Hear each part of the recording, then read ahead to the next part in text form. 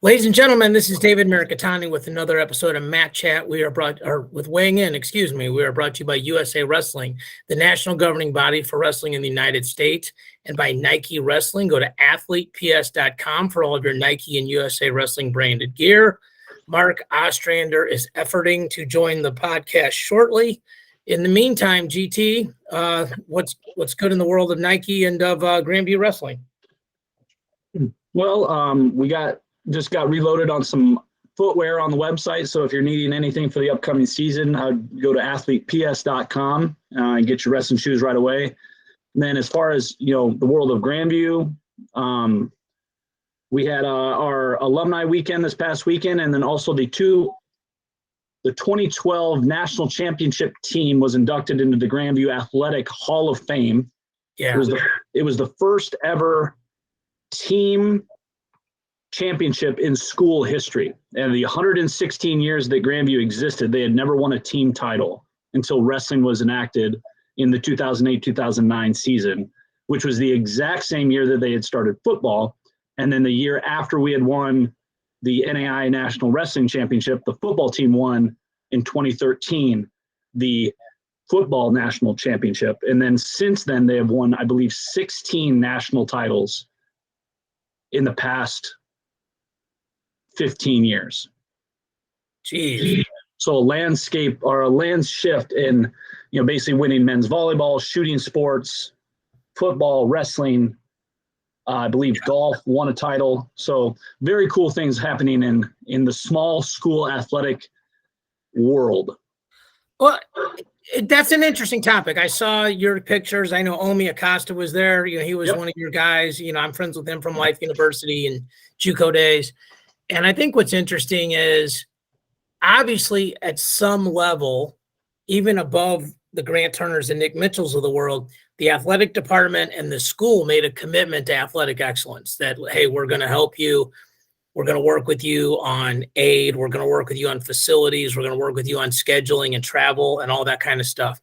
And obviously the Nick Mitchells and Grant Turners and Paul Reedys and Grant Hendersons of the world on every staff. I don't know anybody on your football staff, et cetera, but they did a ton of work too. But we were at a school at Merrimack where the athletic director, he eventually found out he was stealing money, but it was less than optimal to work with. And, it's you look at football, Alabama's going to probably always be good at football. USC wants to be good at football. Oklahoma and Ohio State, they want to be good at football. And you can tell the schools that don't, because they're not putting the same amount of money into it. They're not fundraising. They're not doing the NIL alliances and all these kind of things. So that's awesome that's going on. Don't want to bury the lead. There's the new color, the Olympic colorways. You guys have reloaded shoes there. I have a bunch of people that ask me that because they know about our podcast relationship with Nike. Go get them now because they're going to go quick like they did the last time. And they're always good because there's just so many people that have been starved for footwear just because of, supply chain and logistics issues. It's just as soon as things become available, they go quick. Yeah, this is the time to do some early Christmas shopping, if nothing else, right? Get, hook people up.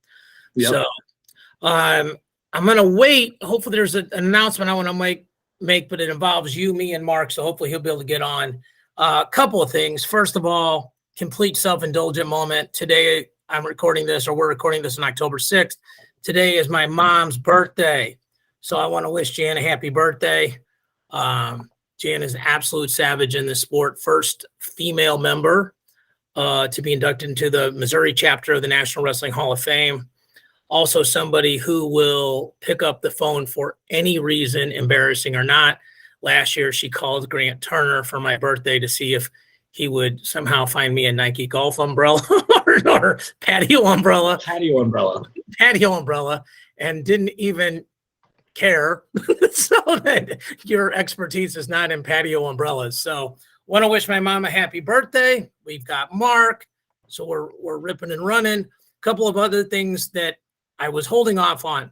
So for folks last year that watched, we were able to, at University of Iowa, do a podcast, sort of a game day podcast through USA Wrestling YouTube channel, all that stuff, from a local bar there in cooperation or concert with Chad Beatty and the Hawkeye Wrestling Club. I texted Chad, kind enough to text me back. We have been welcomed back. We are returning to do that podcast the weekend of the Iowa-Oklahoma State home duel in Carver Hawkeye. And that is also the weekend of the state tournament. So I guess Mark has left. We'll see what happens. But super excited about that. It's one of the few times of the year where I get to see Mark and Grant at the same time, and we're not running around in 100 different directions. So excited to be doing that. The other thing, couple things out, Super 32 seeds are out, GT. I just pulled those up. Willie's got those up on Rockfin for people that want to see those. Clearly one of the 5 most important high school tournaments in America on an annual basis. Fargo, probably Ironman. Then you can kind of argue what the other ones are, but that tournament is coming up this month. So not going to go through a deep dive on those seeds. I will say this, as somebody that does college rankings, I think high school rankings are more difficult. There's less common opponents. Guys move around weights more. It's a lot harder to go back in time on how much a thing should, and a result should cost or help somebody, because people's bodies are growing and people jump levels, I think, quicker in high school than in college. But those are up. It's going to be an awesome tournament. So shout out to Willie for doing a good job on that. Let's talk about World Cup, GT. So USA Wrestling put out, it's going to be in Coralville. They expect it to sell out. That's the same arena where they did World Team Trials. It's called the Extreme Arena. Is that right? But it's spelled like XTREAM. Yep, it's the Mirikitani Extreme Arena, which is located in Coralville, Iowa. This is the same location where I was profoundly ridiculed for the size of my font on my phone. Is that correct? That is correct, sir. So said, "What's up, Billboard?" Everything was the exact quote. So it's a round robin, 6 teams, 5 duels, and they have named, you can go on the mat.com, the top 5 women's team, top 5 men's team. USA is in both of these. And then we were talking about this off air. Explain this all-star situation, because that's exciting.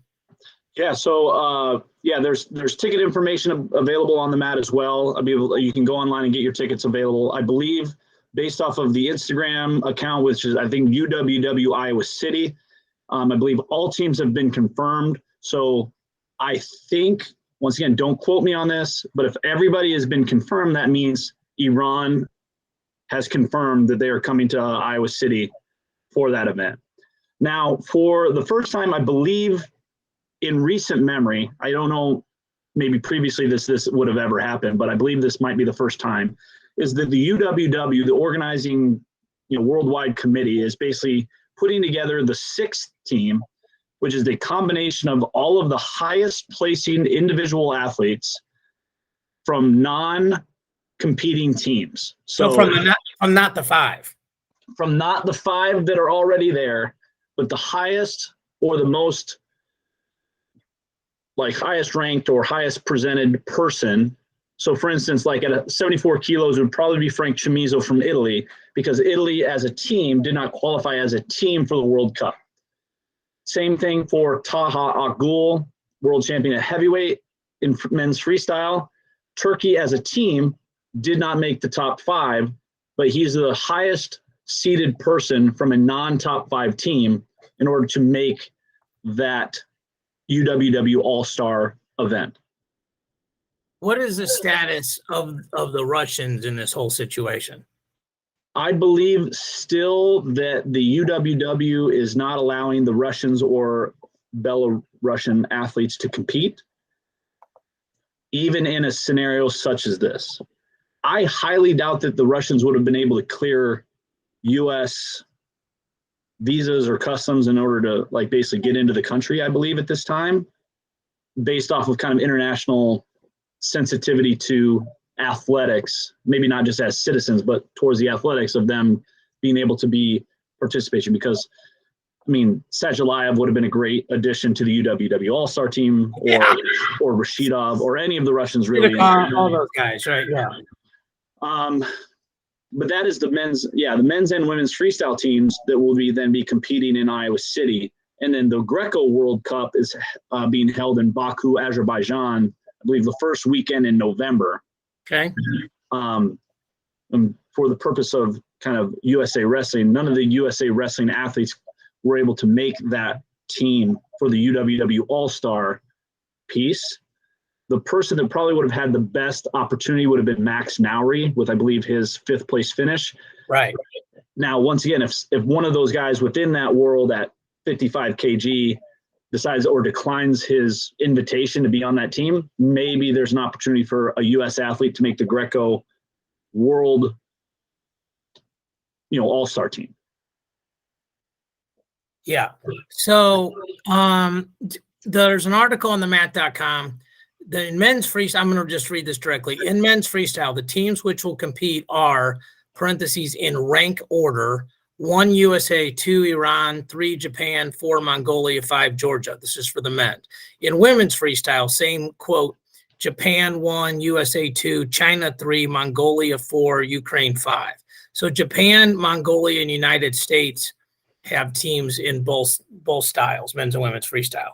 And so, like you mentioned, the Chamizo is a perfect example because Italy's never in the top 5. And I mean, that's not disrespectful. That's just a fact. And also that Chamizo is super well known, trains over here with Kendall Cross's RTC, and, had some epic battles with Burroughs. So, that's a perfect example. Well done as usual by you. So I think that arena holds like 5,000 or 6,000 people. It's a super cool venue for wrestling. It's basically like also, if people have been there, it's like an indoor hockey rink, but their sidelines are really good.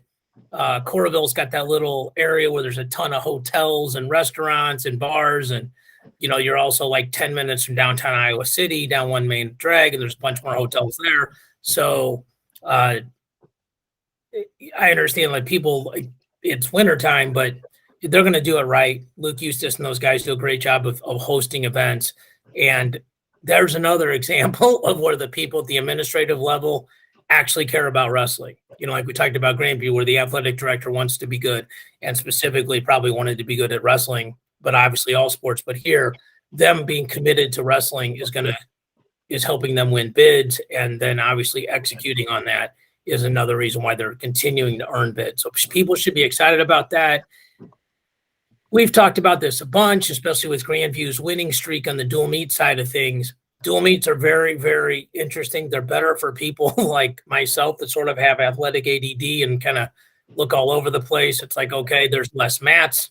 There'll be, I'm assuming, probably 3 mats going at the most, men's one day, women's the other day. So it's a lot easier to keep track. And the team score is way easier to keep track of because you score as you go, as opposed to the world championships we got out of, where until you make at least the semis, nobody knows what anybody's placing.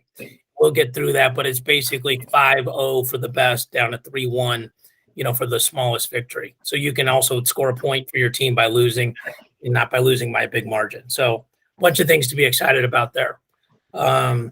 Tion Ware goes to OU, replaces Michael Leitner, obviously leaves a opening on the Wyoming staff. I'm going to try to reach out to Branch and see what's going on there. Big hire, I think, for OU, right? Like that guy was a legend, multiple-time national champion. From what I hear, a very good recruiter. And the secret to OU being good and getting better is getting some of these in-state kids. Oklahoma as a whole is doing a lot better at the national level, putting more kids on the podium. It's just like Grandview recruits nationally, but I would guess there's at least 20 kids from the state of Iowa on that team. In-state recruiting is important. It's also where you find more diamonds in the rough because you see those kids more often. So maybe a kid has a loss or two that keeps them out of the rankings, but that guy's got a lot of potential. What are the thoughts on Ware going to OU? Well, I mean, I think, Tion, with his career at Oklahoma, him being a native of Oklahoma, his career while in high school being, one of the best high school wrestlers ever, like in that state. I'd be basically undefeated 4-time state champion or whatever his credential was, I believe. It's a big powerhouse move bringing somebody back like that, right? And then also, from that I think from the same team, Sam Hayeswinkle is one of the other volunteer assistant coaches at that program. Another guy that's been around through the tradition and when Oklahoma was, maybe like more of a national power than, Oklahoma just perennial top 10 they were at the time. Just consistently, right? So yeah. I think bringing back two of those guys is great. Leitner is, same thing. He's, he was a legend as well. Yeah. So I think it's just one of those things where you influx maybe a little bit of, just a little bit more, maybe of spark to the program, just bringing in a new guy. We'll just see how it all goes. New energy, new ideas. Even like as successful as you guys have been, it's always good to get ideas from the outside, even if you don't incorporate all of them. It gives you an idea of how you're perceived, and perception can become reality depending on the situation. Also, shout out to Heflin, Nick Heflin. He gets promoted to, I can't remember if it's associate head coach or lead assistant coach, but basically the second in command. So Heflin's a guy that I think has grown by leaps and bounds. I think for a while he was trying to have one foot in the competition arena and one in coaching. And usually when you're trying to do two things, you end up doing both kind of halfway. And he's really committed to coaching. Really nice guy to talk to. When I went down on my visit there a year or two ago, very amenable, very, easy to work with, helps out, all that kind of stuff. And so I think Lou and those guys, they got the right things going. It'll be interesting to see. They picked up a couple guys in the portal like Wyatt Henson and Ninehouse and Moses Schwartz. So they got some pieces there that are kind of interesting. Joey Prada, I think 4 or 5, basically half their team this year will be coming from the portal. And I've talked about this before. At one point, Lou coached 5/7 of the world team back when there were 7 weight classes, and he was the RTC coach at Ohio State. So clearly the guy knows how to coach. And, you get better clay, you might make better pots. So congratulations to everybody involved there. So I think we've hit almost everything else. Let's talk about rankings. So one thing, last year we used OpenMat as one of the sources, and it does not look like OpenMat is doing rankings anymore. So I don't know what's going on there, but it does not look like that's happening. So we will, for the sake of this conversation right now, there's Win, Flow, and Intermat. So we're just going to toggle around here, but we'll start on Flow's site. So 41 is a super interesting weight, GT. This is Flow's rankings: Cole Matthews, Real Woods, Jake Berglund, Alirez, Carlson Hart, Frankie Tal-Shahar, Ryan Jack, Dylan D'Amelio, Bo Bartlett, down from 149, Joe Zargo, Parker Felius, Drake Miller, Matt Casimir, Carter Young, who had an unbelievable U.S. Open as a senior in high school, Cale Happel, Malik Hines, up from 33, Ty Smith, Sammy Alvarez, Caden Rooks, Mackenzie Bell, Jesse Vasquez, who got injured last year, Jacob Butler, but it might be Moses Schwartz. Those guys will be in a battle.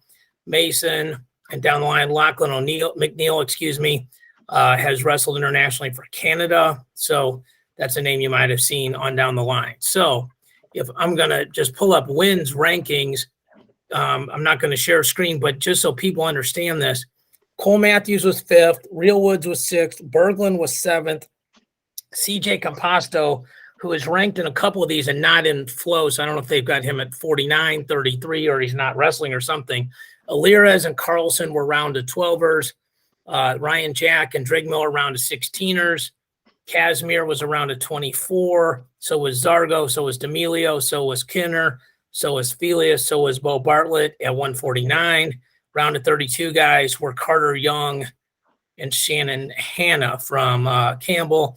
And Vasquez, I think most of us believe, would have at the very least gone 0-2. So this weight feels like sort of the opposite of 133, where there's pretty strong idea who we're going to have in the finals.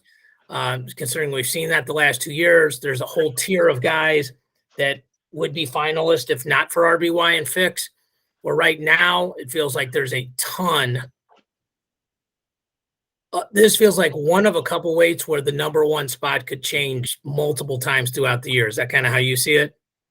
Yeah, I mean, I think this weight class has a ton of potential for just complete fireworks and pandemonium. I think that there's a ton of guys that are, I mean, if you look at basically anything from, like basically almost like the top 8, they're all upperclassmen, right? So it's a very, maybe who's jumped levels in the past year that could, all of a sudden have like a amazing senior season or amazing junior season where they separate themselves from the field. I think this year you're going to see somebody like basically rise to the top, or you're going to see every single one of these guys with 6 losses. Yeah. I mean, one of the main stories here, Real Woods enters the portal, leaves Stanford, goes to Iowa. Huge game changer in the team race, obviously. This is a weight, and we'll get to the team rankings in a couple weeks, but Penn State, as I'm sure most people know, they're ranked number 1 at 133. They're ranked number 1 at 174, 184, 197, and they're in the top 3 at heavyweight, and that's where their team points will be in the preseason rankings. But they've got the younger guys like the Robbie Howards, and then like a Bo Bartlett, who's wrestled up a couple years because of Nick Lee. Now he's at his more natural weight. He's a guy that can certainly make noise. Carter Young, we mentioned him. All these guys are mostly high school superstars, as you'd imagine. But like nothing against Cole Matthews, but he doesn't feel like nearly the lock that like a Yana Diakomahalis feels, or Spencer Lee, if he's healthy, feels, or an Aaron Brooks, those kind of guys. And this is a guy that's never made the national finals. And so through no fault of his own, or, through how he wrestled the nationals, he's the number 1 guy. But there could be a ton of turnover here. One of the things, GT, that's interesting to me is this is almost like what I'm about to say is like the Vito Diakomahalis situation at Cornell. I think Ridge Lovett has a better chance to win 141 than he does 149. He made the finals last year, but Yanni pieced him up pretty good. They had a close match at Cliff Keen, Las Vegas, but Nationals was all Yanni. And also Yanni wrestles, I think, the best when the lights are on. And, as a world silver medalist recently, I mean, I feel like if anything, he's jumped another level. I think for dual meets, Ridge at 49 and, another guy at 41, like a Brock Hardy kind of guy, might make more sense for them. But at the Nationals, this is all about putting guys on the podium. The rest of the guys that don't podium score minimal points. I mean, basically, the most you can score if you pin is like 6, go 2-2 with 2 falls kind of thing, so, where if you can take 6 with no falls, you're worth 10. And I mean, I know this, if Ridge Levitt was at 41, he would be the preseason number 1 because he was second at 149. So, all right. So we'll get Mark's picks next week, but to go through here. So GT, what we did last week, was we did how many of the 8 that we think are going to be All-Americans or finalists, and then who out of the top 8 we think is not going to be an All-American or will be an All-American that isn't ranked top 8. So how many of your top 8 do you think will be All-Americans? I'm going to go 4. Yeah, I'm going to do this at the same time as you, and I agree. I feel like this is one where there's a ton of turnover. And so we'll get, like I said, we'll get Mark's picks later. But, to be specific, I think like if a Carter Young or a Bartlett, just as an easy example, if those guys placed, you wouldn't be shocked at all. And then, again, if a Ridge Levitt comes down or somebody bumps up, I could see a couple guys stealing spots here. So, good luck. Who are you picking for the finals? This ought to be fun. Well, I would like to kind of look at the bracket from last year. I mean, there were some studs that have left, right? Jaden Ironman, Nick Lee, Chad Redd, Sebastian Rivera, like Keyshawn Clark. But if you look at kind of and this is why I allude to this, is I'm basically going to go chalk on it, is because both of these dudes made the semifinals last year. And Cole Matthews lost in ultimate tiebreaker to Keyshawn Clark in the semifinals. and Real Woods lost to Nick Lee. Basically, I think it's like 3-2 or 2. Like, it was a close match, right? I'm going to stop sharing, and then I'm going to reshare because I've got the brackets pulled up for you. So let me do that.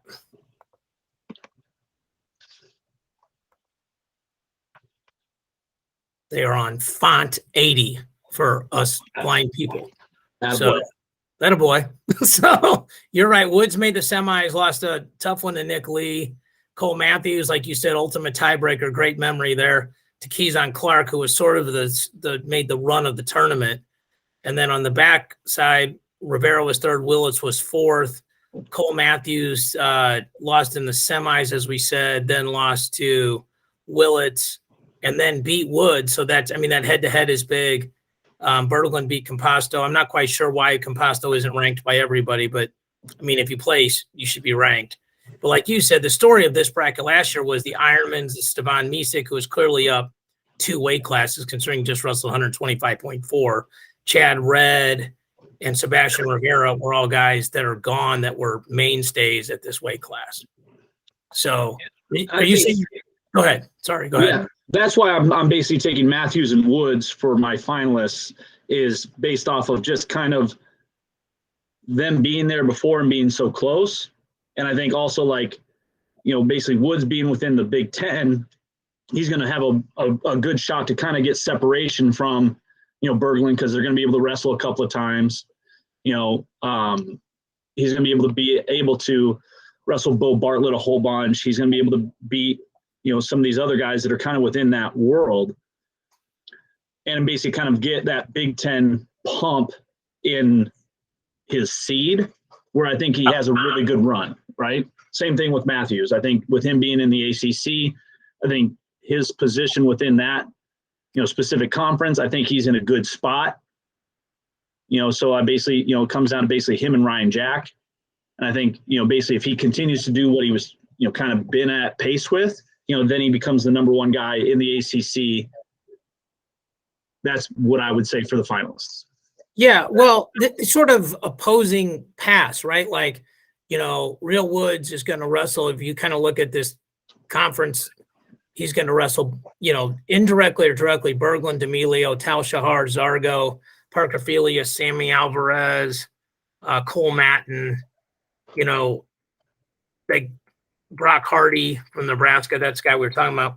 Where Cole Matthews in the ACC, the next guy is Ryan Jack, like we said, and then Lachlan McNeil, and then Colin Girardi. So it might be something where, like, he can run the table, be undefeated. Obviously, Pitt wrestles a good non-conference schedule, but not the same. The conference schedule clearly is not the same as a Big Ten schedule. So I'm going to pick Woods and Berglund.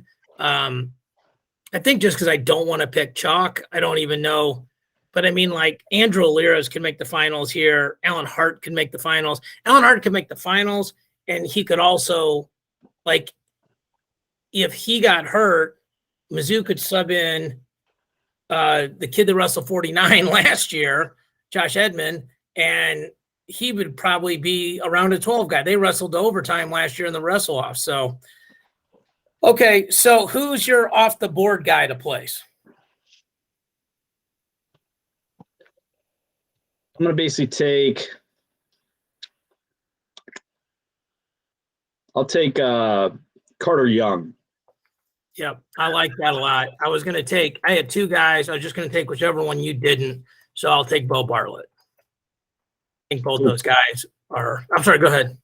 No, that I couldn't agree more. I mean, I think this weight class, and once again, I think as to be respectful to the entire field, I think anybody that's outside of the top 8 has a legitimate shot of, like, making some noise and basically working their way into this weight class, because it is so volatile and it is so, like, maybe not necessarily unproven, but you don't have those, you know, the 2-time, the 3-time champs that are, like, blocking your way for a title, right? Where you don't have a Yanni that's been there a whole bunch, or a Jaden Ironman who's been a finalist, a Nick Lee that's been there a ton.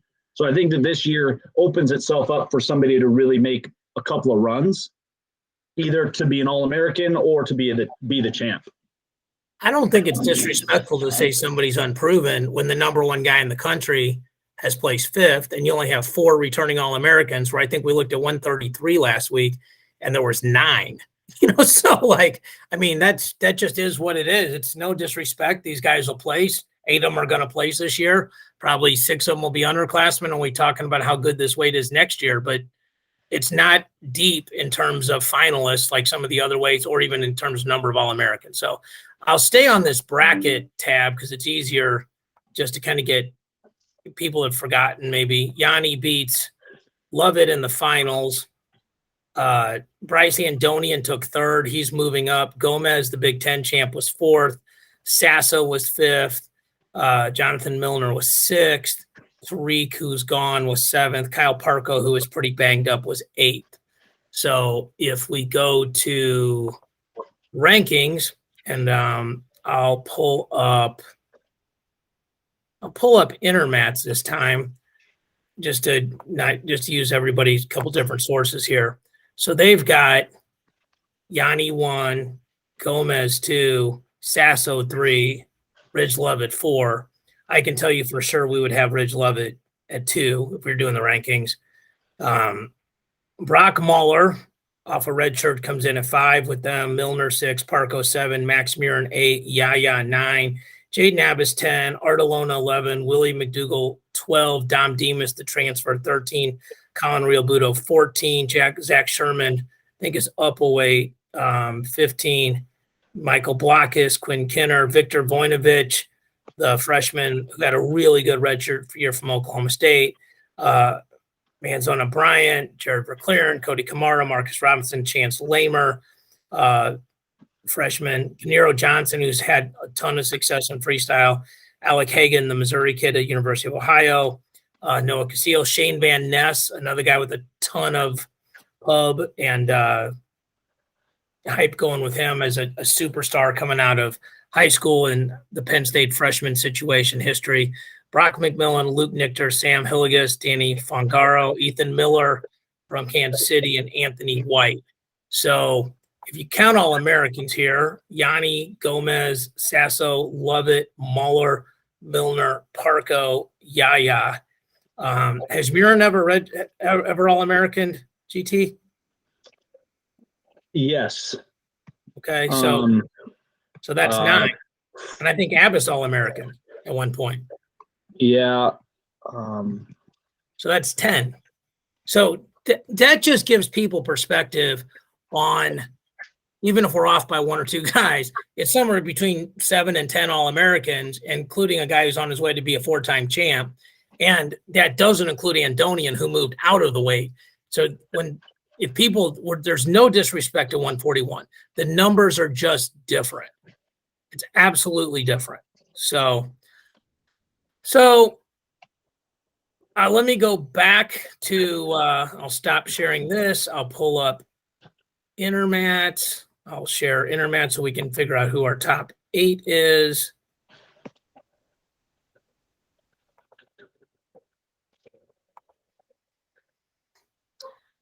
All right, so I'm assuming you're picking Yanni to make the finals. Who wrestles him in the finals, or are you just going to just shock the world? Oh, trust me, I'm going to shock the world. Sure. I mean, first of all, I'm sorry. How many of the top 8 place? My bad. That's what we're starting with. I'm gonna go 6 out of 8. That's exactly what I was thinking, because I'm staring at Yaya and Jaden at 9 and 10, and I'm like, I feel like that'd be, those guys could easily get in, and it wouldn't be surprising at all. Well, and I think there's a couple other guys. I got a couple of sleeper guys that I'm gonna maybe pick to get in there for, All-American stuff. And once again, like the injuries in college wrestling and or like healthy at national tournament time, right. I don't know if I would ever pick 8 of 8, just in flat out honesty. Yeah. I don't think I would ever do it. I just don't think I could ever be in like an absolute, mix these boys up. All 8 of them are All-Americans. Well, the other trend you're seeing, and this is tangentially tied to what you talked about, the schedules are coming out for all the teams, if they're not all out by now. and you're seeing less and less matches. Like even if these guys max out, they're probably going to have at the end of the season when nationals are over 25 matches. And that used to be, you used to have that before you'd hit the conference tournaments, or the back half of the conference schedule. Like there's a lot of guys who are going 40, 45-0 back in the day. I think Kale was, like 160-0, so about 40 a year. So, okay. So Yanni and who makes the finals? I'm going to say it's a rematch. Going love it. I'm going love it. Okay. This is tough. Oh, I mean, this is good. I'm gonna go Sasso. I don't have a real reason why. I don't know. I just think he can flip a couple of those matches that he lost. I think like wrestling Gomez the first time, and Gomez is a huge threat, but I think wrestling Gomez the first time is, you got to get a feel for a guy like that. He's just going to pick you up and dump you on your head. Like the positions most people back out of, he likes being there. So, that takes a while. Okay. You're All-American that's not in the picks right now. I'm going to go Willie McDougal. Oh, we're going to go OU love. Okay. All right. Well, he's young. He's super talented. He beat Blockus last year at the national tournament, who I think is one of the most underrated guys at this weight. Because he was going to be my other pick, but I'll take Willie just because I think within the conference, he has a really good way of like basically being in maybe the Big 12 finals and then getting a proper seed that maybe separates him out a little bit more than what he had last year. Because he ended up having to wrestle Yanni in like the second round because he was the 16 seed. I think he'll be better than that this year. And I think that he gets into a position where he can make a little bit of a run through the middle of the bracket rather than going up against Yanni. Well, for example, if you look at this now, he's the 12, so he would have the 21 and then the 5, which would be Mahler.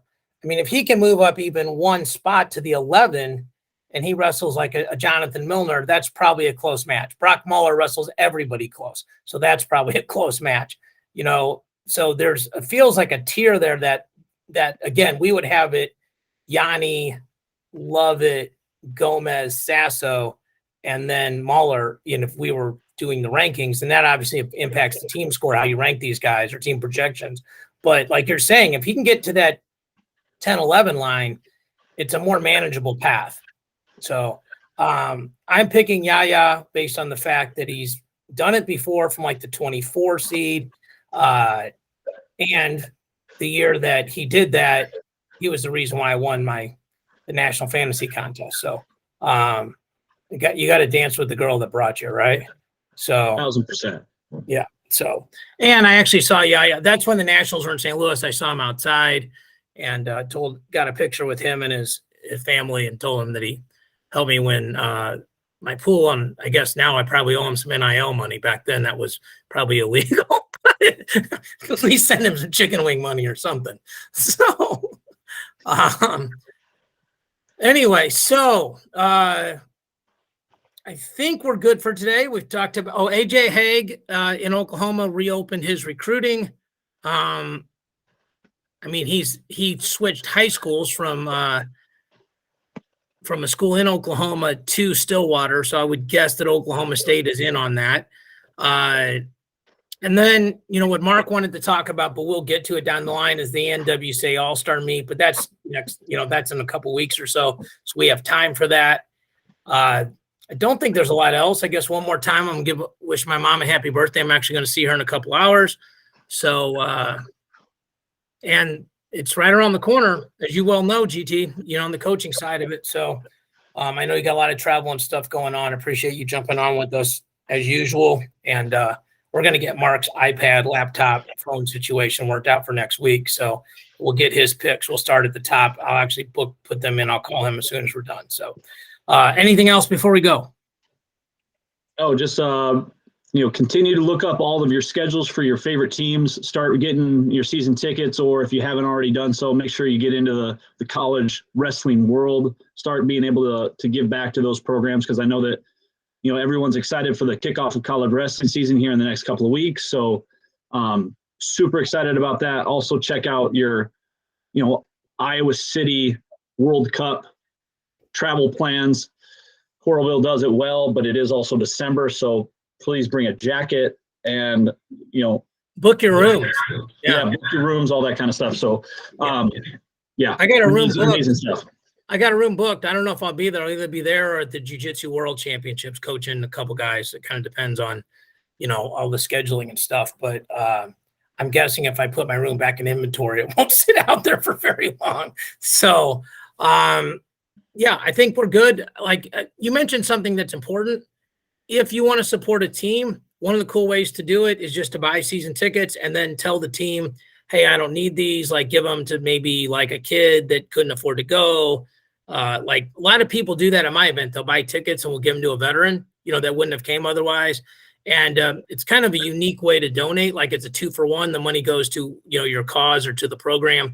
And you also get to impact somebody else directly in a positive way. So I know a lot of the journalists do that stuff. They put on their social that they buy a lot of season tickets. So that's a very cool thing to do. And one last plug, athleteps.com. Actually went on there yesterday and got a pair of shoes for a buddy of mine. So the Olympic colorways are super nice and some of the most comfortable shoes you can wear, especially the Inflix and the Tawas. So for first name Mark, who will be back with us next week, and for GT, I'm David. Thank you guys for watching and listening.